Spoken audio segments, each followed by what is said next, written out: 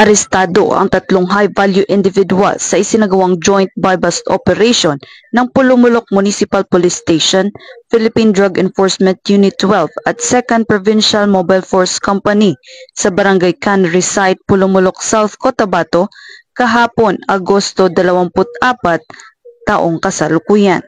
Kinilala ang mga sospek sa alias Rolo, 32 taong gulang, alias Patrick, 29 na taong gulang na kapwa residente ng Pulumulok South, Cotabato, at isang alias Kimlo, 25 taong gulang na residente naman ng General Santos City. Na-recover mula sa kanilang tatlo ang 7 pakete na pinaghinalaang shabu na may kabuoang bigat na 28.1 gramo na nagkakahalaga sa National Standard Drug Price na 191,080 pesos.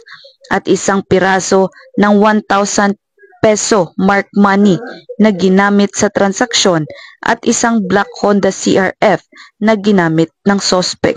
Ang mga sospek ay naharap sa kasong paglabag sa Republic Act 9165 o Comprehensive Dangerous Drugs Act of 2002, partikular sa Section 5, 11, at 26. Pinuri naman ni Police Brigadier General Romeo J. Macapas, Regional Director ng Police Regional Office 12, ang mga unit ng operasyon para sa kanilang mabilis na aksyon at binigyang diin ang kahalagahan ng patuloy na operasyon laban sa ilegal na droga.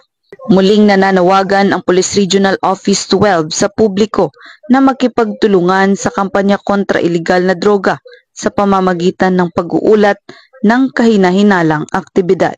Mula dito sa Police Regional Office 12, General Santos City, ako inyong Police News Correspondent, Patrolwoman Emelo F. Pedroso, alagad ng batas, tagataguyod ng Balitang Pulis.